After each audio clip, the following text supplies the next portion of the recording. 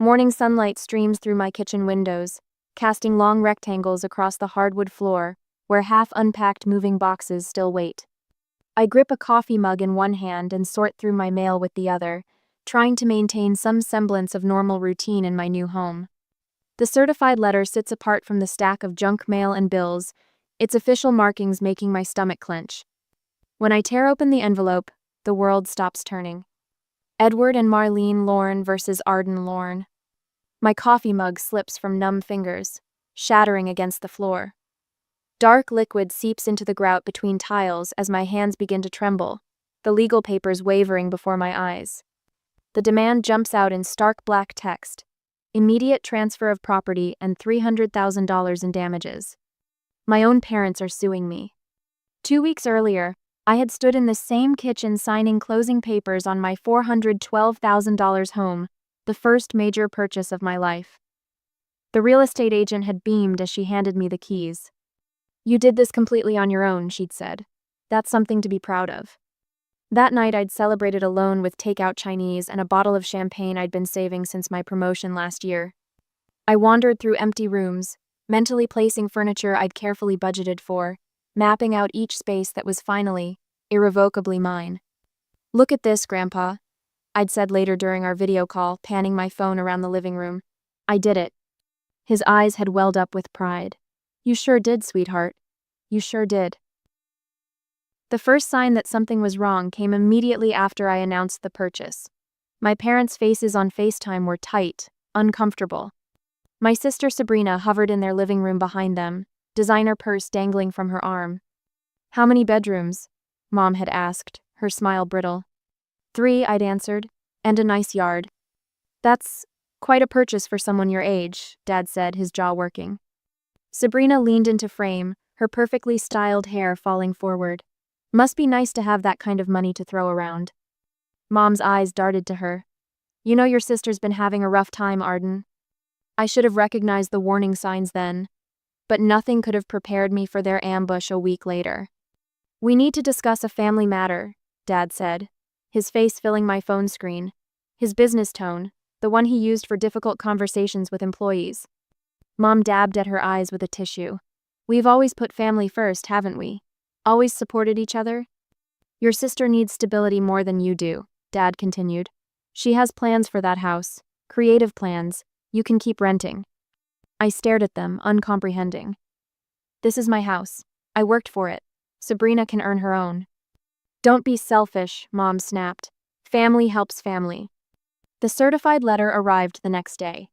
As I read through the documents now, my throat closes up.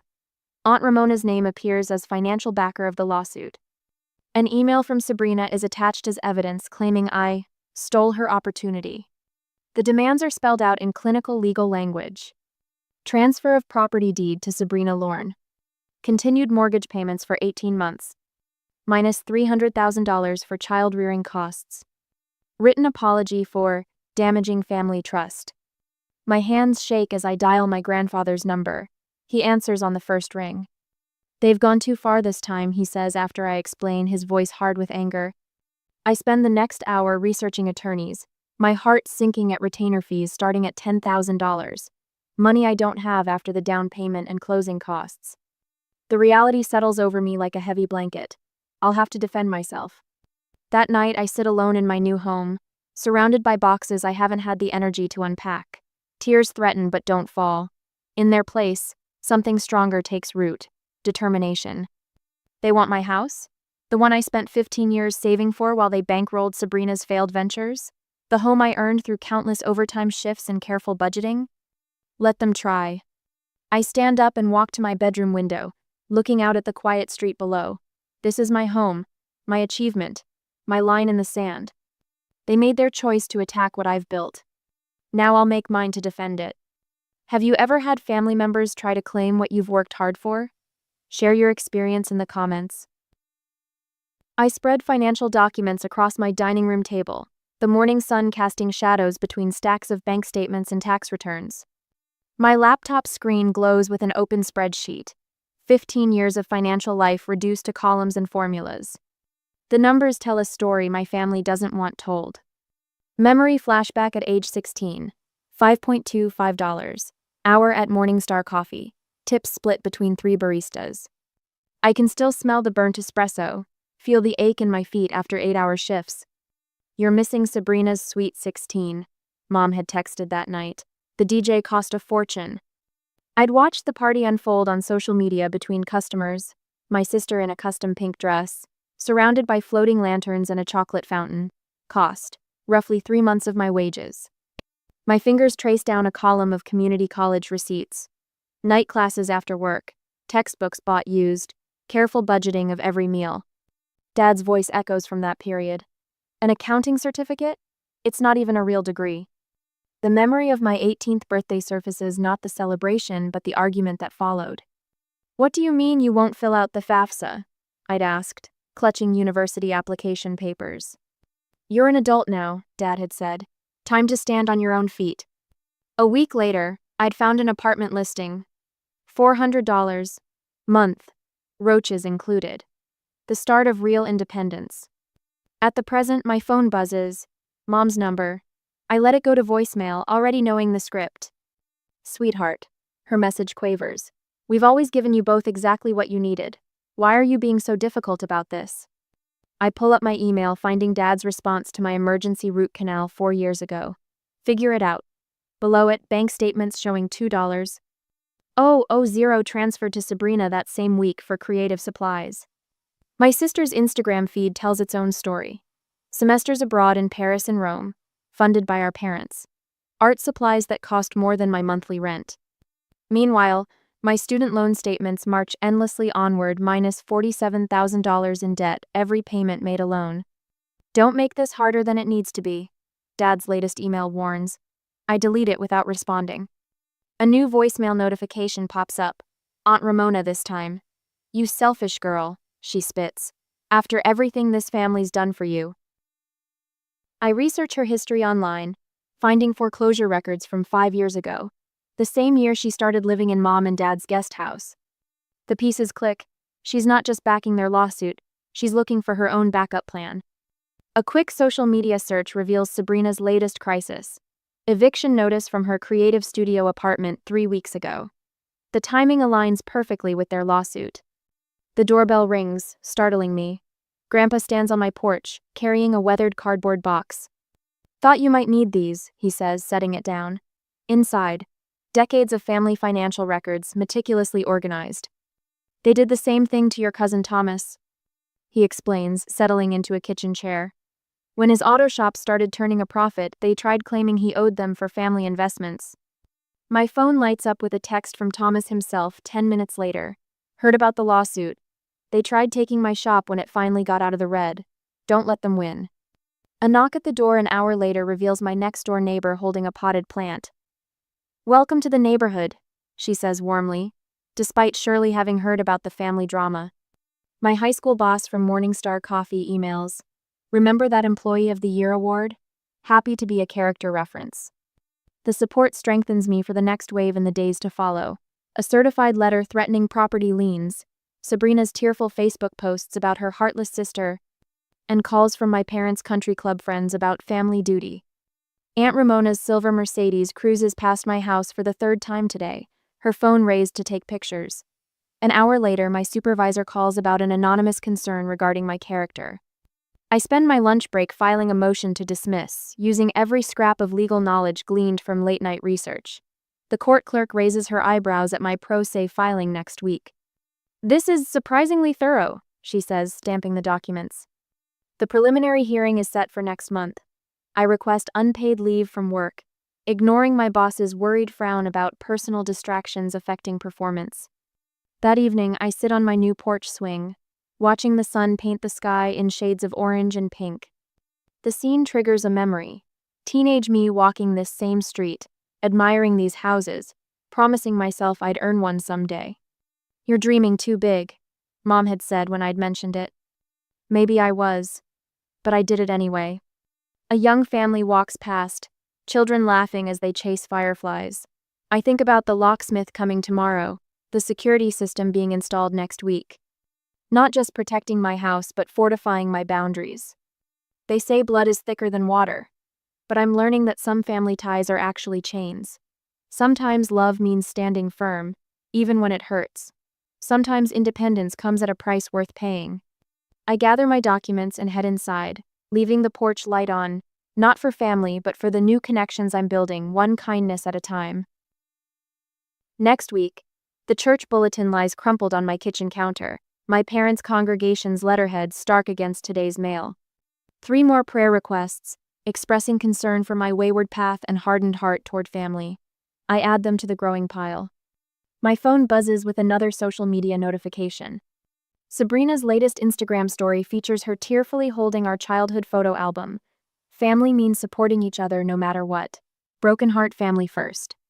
The timestamp shows 3 a.m., prime posting hours for maximum sympathy engagement. I pull up my financial tracking spreadsheet, the one I've maintained since that first dishwashing job at May's Diner. 15 years old, scrubbing plates until midnight while my classmates planned homecoming outfits. The memory of pruned fingers and aching feet feels fresh, along with May's gentle reminder, "You're building something, girl. Keep those records clean." Each cell tells a story. $6.25, hour times 30 hours weekly, minus bus fare. Community college tuition payments scheduled around 3 part-time jobs. The studio apartment with the leaking ceiling and the second-hand futon I'd proudly purchased for $40. "You really live like this?" Mom had asked during her only visit, eyes sweeping over my carefully arranged thrift store furniture. The spreadsheet continues. Monthly savings transfers, starting at $200, growing to $300 as my certifications brought better opportunities. Years of careful planning, every extra penny funneled toward my dream of homeownership. A knock at the door interrupts my review. Through the security camera feed, a new installation courtesy of Grandpa, I spot Mrs. Henderson from 2 doors down. "Thought you might need lunch," she says, holding up a paper bag. "And Gary's taking the 3-6 p.m. watch shift today." The neighbors have organized an informal surveillance rotation since Aunt Ramona's Mercedes became a regular fixture on our street. Their quiet support feels like a shield in the days to follow. One Tuesday afternoon, breaking news, notification, Sabrina's interview with the local paper. Sister disputes family legacy. The article features her posed artistically in her former studio apartment, surrounded by half-finished canvases. My phone rings, Thomas. "Saw the article," he says without preamble. "Got those account records you asked about? The family investment they claimed I owed? Funny how the numbers matched Aunt Ramona's foreclosure exactly." The Whole Foods automatic doors slide open, and I freeze.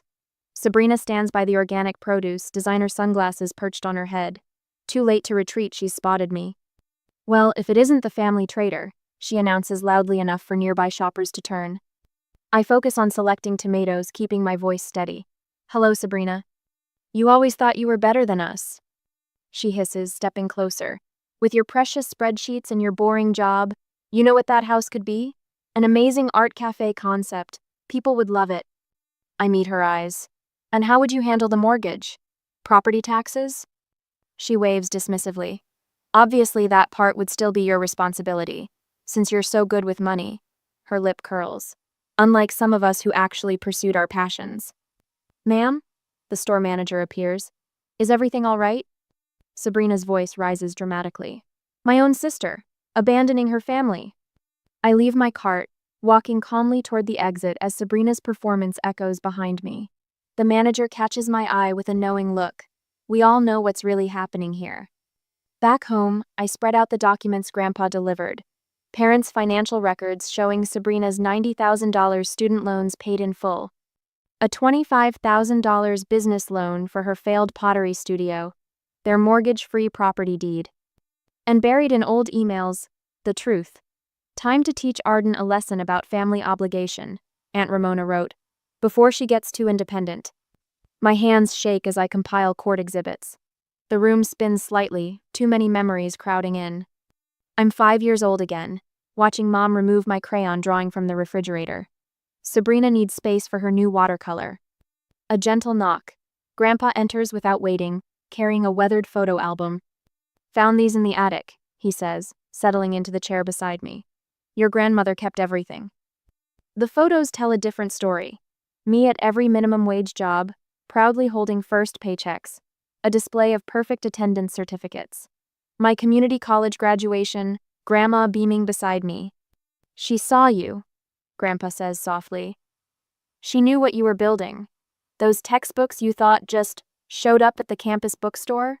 That was her. Tears blur my vision as I stand before the bathroom mirror, practicing my court statement. The voice that emerges sounds stronger than I feel. I am not responsible for supporting adult family members who refuse to support themselves. I straighten my blazer, purchased on sale last year, recorded meticulously in my budget. The security cameras blink steadily. Evidence binders stand ready, each document telling its own truth. Aunt Ramona's Mercedes cruises past again, but I don't flinch. Some sacrifices strengthen us even as they break our hearts. Sometimes the hardest boundaries are the ones we need most. I touch the small photo of Grandma I'll carry tomorrow, her eyes twinkling with the pride she never spoke aloud. She understood the price of independence. Now it's my turn to prove I was worth her investment. Tomorrow, I'll tell my truth. Tonight, I fortify my walls, not with brick and mortar, but with 15 years of carefully documented sacrifice and the quiet strength of those who believe in earning their own way. On the confrontation day, the courthouse steps gleam in the morning sun as I adjust my grip on the leather document case, a graduation gift from Grandma. Now carrying the weight of 15 years' receipts and records. Each step feels deliberate, grounding. The glass doors reflect my image. Navy blazer, pressed slacks, minimal jewelry, professional, prepared. A far cry from my first courthouse visit at 16, seeking work papers with trembling hands. Oh, perfect timing! Sabrina's voice rings across the marble lobby. My family forms a coordinated tableau, matching white, blood-first, t-shirts under sport coats and cardigans. Mom dabs at carefully smudged mascara while Dad's attorney arranges papers with theatrical precision.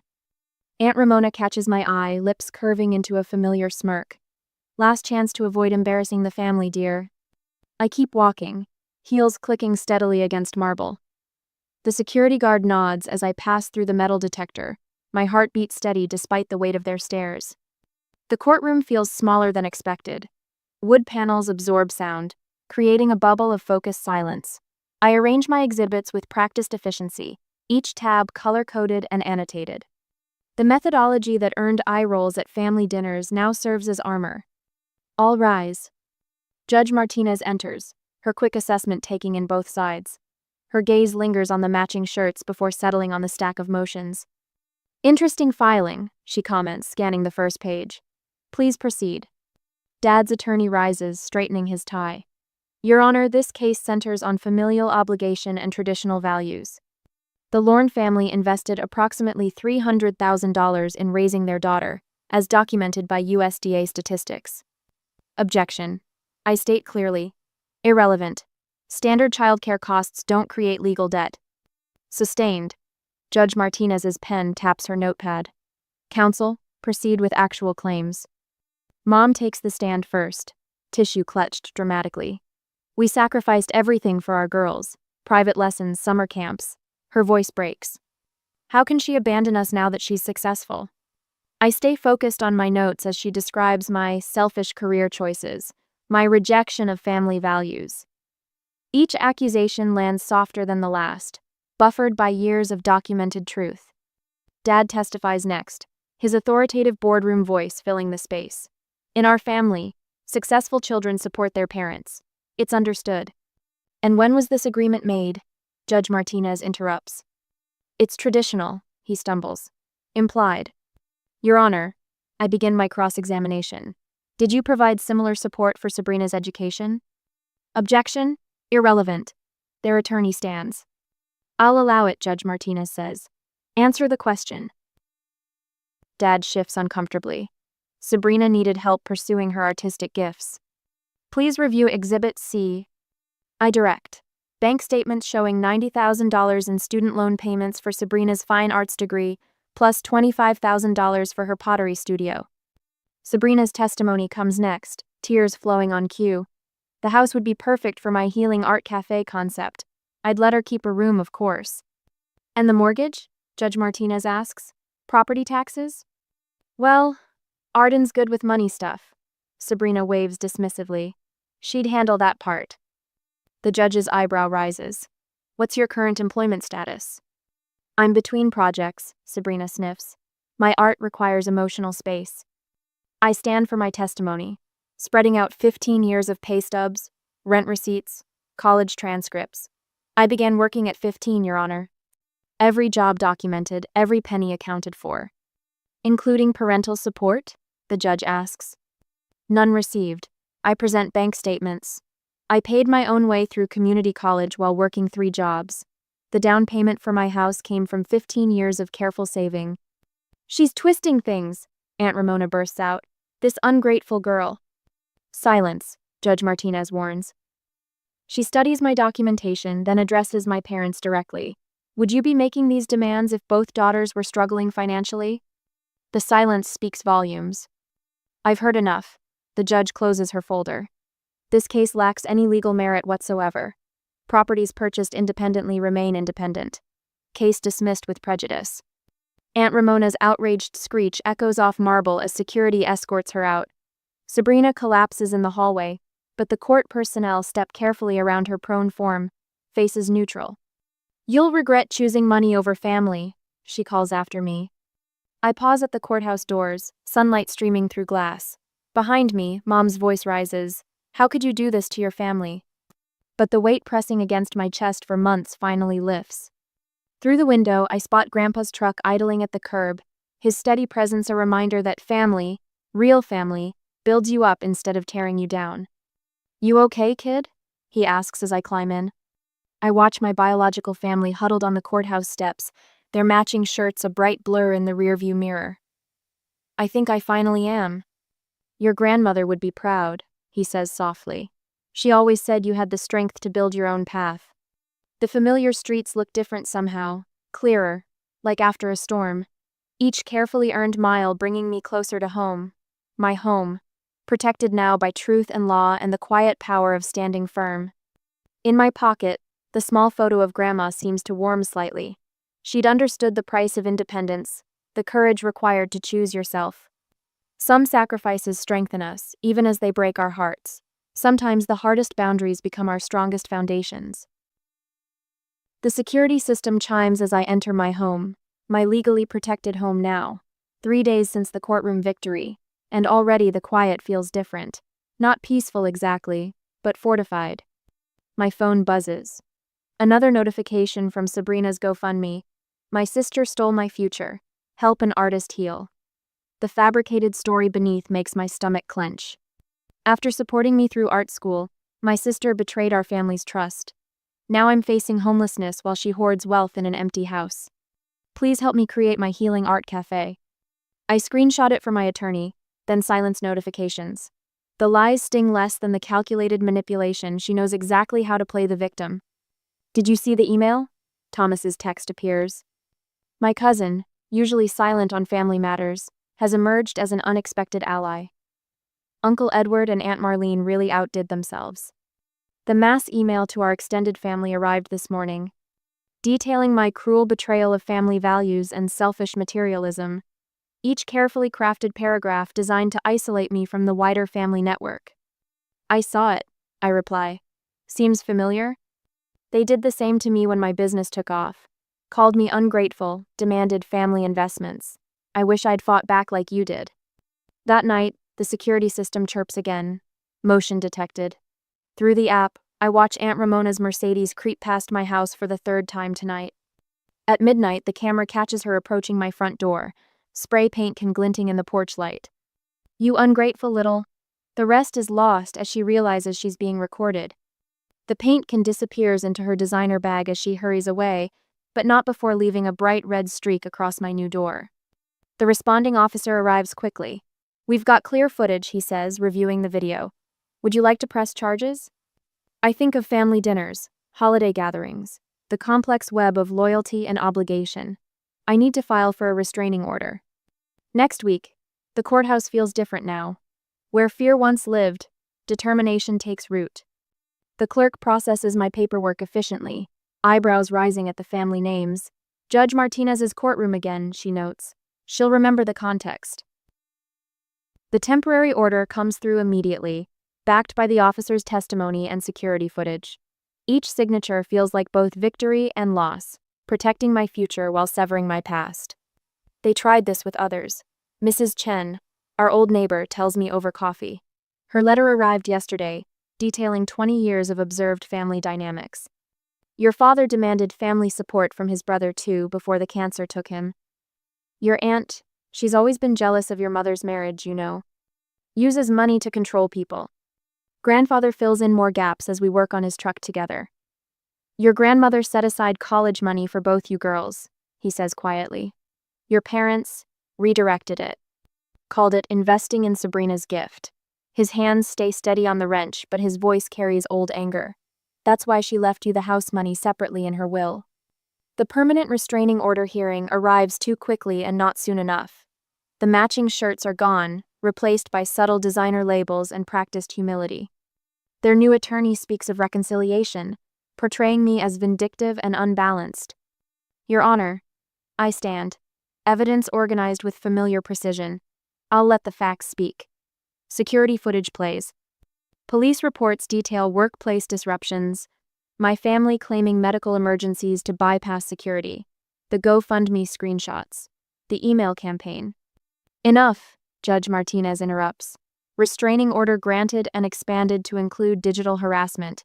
Any violation will result in immediate consequences. That evening, the local paper runs the story. Family property lawsuit dismissed. Restraining order granted. Sabrina's GoFundMe disappears, reported for fraud. Messages trickle in from extended family. Support. Similar stories, quiet solidarity. Your cousin Rachel called. Grandfather tells me over dinner. Says she's proud of you. Others are starting to speak up about their experiences too. I watch him season his potatoes with methodical care. The same attention to detail he taught me in his garage, rebuilding engines while sharing life wisdom. Does it get easier? I ask. Choosing yourself? He sets down his fork.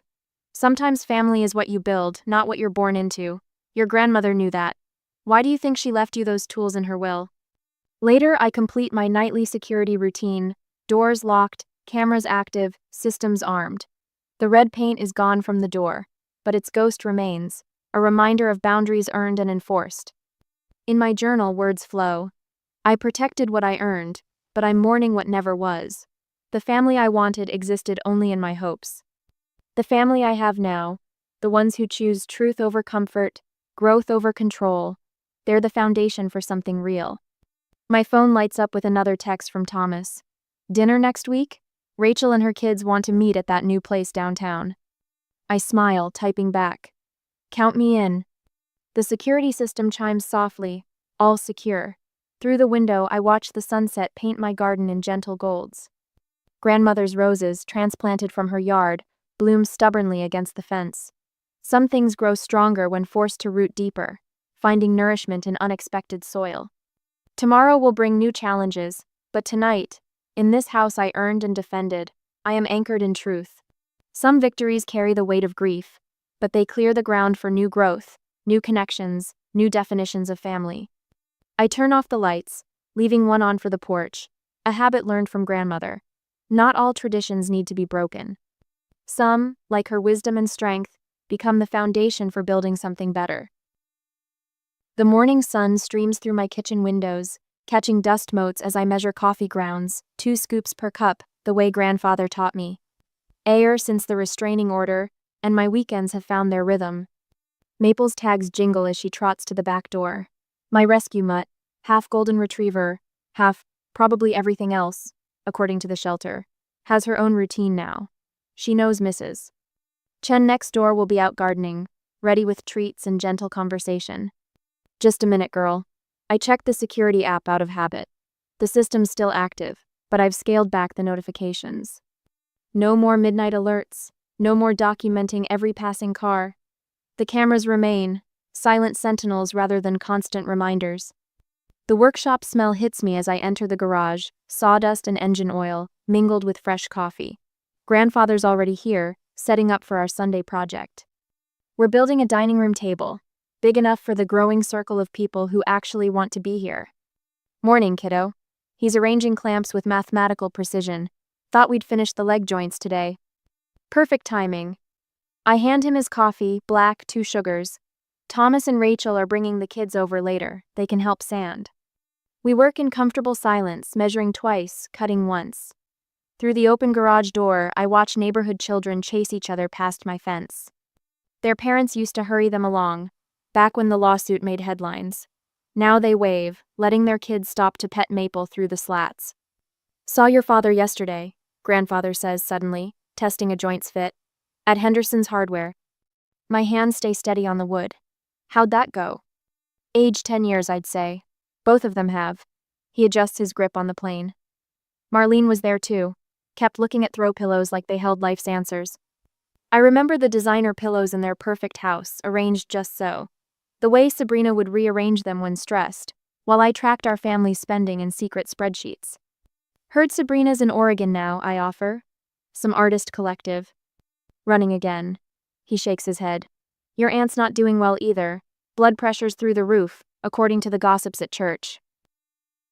The wood grain beneath my fingers tells a clearer story. Growth rings marking seasons of plenty and want, strength built through adversity. We shape it carefully, honoring its natural character while creating something new. Later, as autumn sun warms the backyard, friends gather for what's become our tradition, the Sunday potluck. Thomas's kids chase Maple while Rachel sets up lawn games. My coworker Sarah, who stood by me through the worst of the lawsuit, arranges flowers from her garden. Hard to believe it's been a year, she says, stepping back to admire her work. A year since I bought this house. The memories surface. Empty rooms echoing with possibility, then threat. Now every space holds purpose. My home office with its promotion-worthy projects, the workshop where grandfather teaches me patience, the garden where Mrs. Chen shares her wisdom about more than just plants. Grandfather rises, tapping his glass for attention. To this home, he says simply, and the woman who built it, not just with lumber and nails, but with courage and truth. The toast ripples through my chosen family, neighbors, friends, the cousins who chose connection over convenience. Even Maple barks her approval, tail wagging as children sneak her bits of hot dog. That evening, after the dishes are done and leftovers distributed, I join grandfather on the porch swing. Maple sprawls at our feet, worn out from playing referee to the kids' soccer game. You didn't just protect your house, he says quietly. You defended your worth. Through the windows, I can see the dining room table we're building, still unfinished but already promising. Like everything worthwhile, it takes time and attention to detail. Some prices are worth paying for peace, I reply. The stars emerge as night settles, casting gentle light on my transformed home. Inside, Sarah and Rachel are setting up board games, their laughter drifting through screen doors.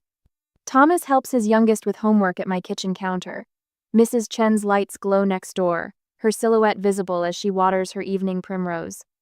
My phone buzzes, a text from the young analyst I'm mentoring at work.